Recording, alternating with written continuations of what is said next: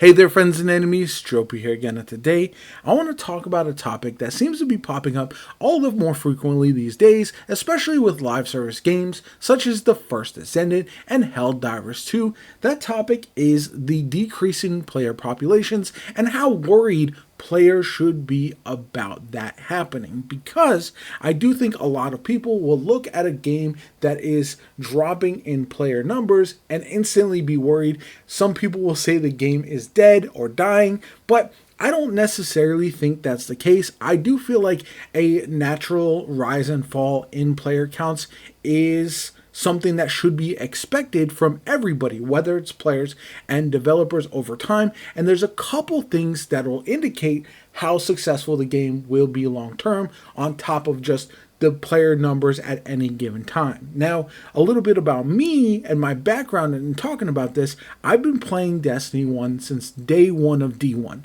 I've seen the rise and fall of the player counts. I've seen the game talked about as though it is one of the best games of all time. I've also seen people say it's an absolute shit show and one of the worst. And I think ultimately that's not fair to judge a game based on its peak or valley. And so when we're talking about something like the First Descendant and the lowering player numbers, I do feel like there is less concern there because of the things that we know are coming in the future. Now, whether the Season 1 update will be big enough to bring people back consistently remains to be seen, but I do feel like something like a Mega Dungeon supposedly releasing with Season 2 could be that catalyst. And I do feel like the loop has gotten a little bit stale with the First Descendant, so it's understandable that players might be taking a break from the game, but I think that's perfectly normal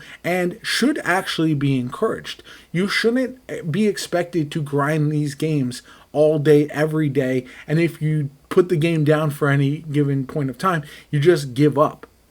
With the First Descendant, I'm expecting it to follow suit with something like Warframe, which wasn't really super well received right at the beginning, but overall just continued to add content over the course of time. And as they added more and more content, everyone started to recognize how good it was. And so hopefully with the First Descendant, they have funded development for a while so they can continue to add content over time. And so if you judge by just the player counts, you look at right now on Steam, the First Descendant has lowered dramatically and is about half of what we see with Once Human, another looter shooter-esque game that falls in the same genre. And so a lot of people are pointing at the two and saying Once Human is a massive success, whereas the First Descendant is falling off. However, that doesn't tell the whole story, because the First Descendant is also on console, whereas Once Human is not.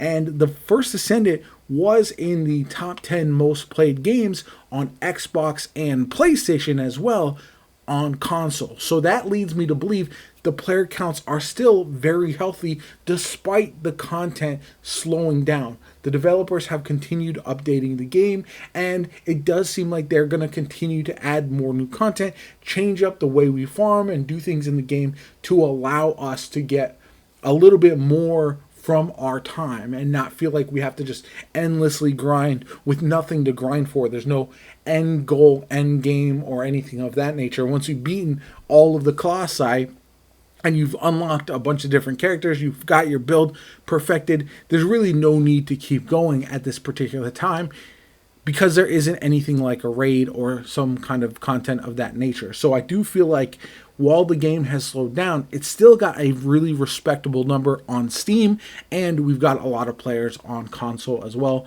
which I think is really nice. Now, ultimately, if they drop Season 1 and the player count spikes and stays there for a bit, that's going to be a success.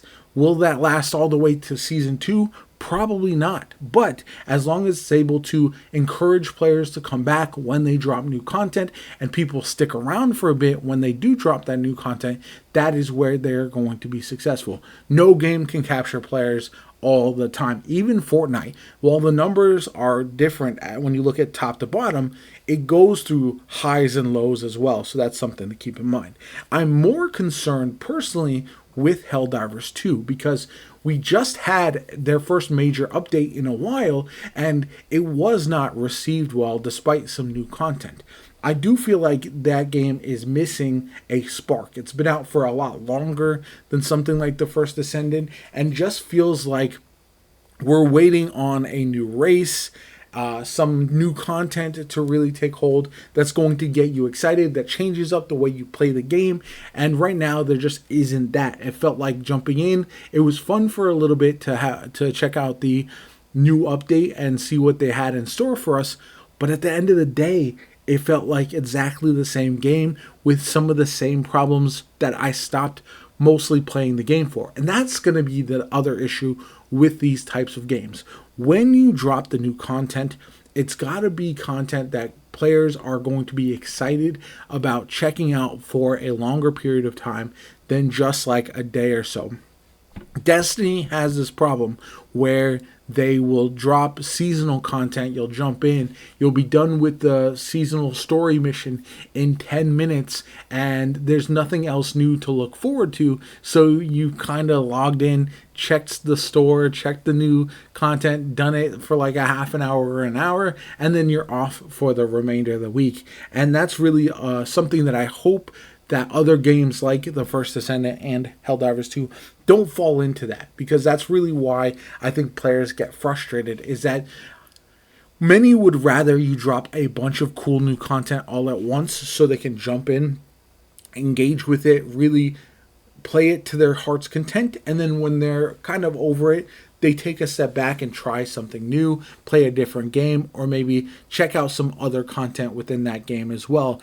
And I do feel like that's something that the First Descendant and Helldivers 2 have to learn from. Now, I keep saying this, both of those games are very different, First Descendant and Helldivers 2, but I only compare them because they are recent live service games that I've played an absolute ton of, and I think the trajectory of each is different. The First Descendant has continuous patches. They're upgrading and improving stuff. Not every patch is going to be a home run, but at least they're attempting to fix stuff. And typically, they will buff more things than they nerf or try to improve things as much as possible. Helldivers 2 has had far too many nerfs and changes to things that didn't need changing, and their most recent update did not hit in the way I think a lot of people might have expected. And so overall, I'm really looking forward to seeing where these games are 6 months from now, because I think that's when we'll get the full indication of how successful they will be long term. Don't forget, this is the first time the developers at the First Descendant have created a game of this nature, so sustaining it will be very interesting. It's an expensive game, I would imagine, to keep going over the long haul, but also it does feel like the type of game that they can expand on pretty frequently, whereas Helldivers 2 was such a small team when they first started, and they kind of grew rapidly. I think they're still trying to find their feet and find their cadence for long-term content. So very curious about that. Let me know what you guys think in the comments down below. Like, comment, subscribe. My name is JoPa. Have a good one. I'll catch you all later.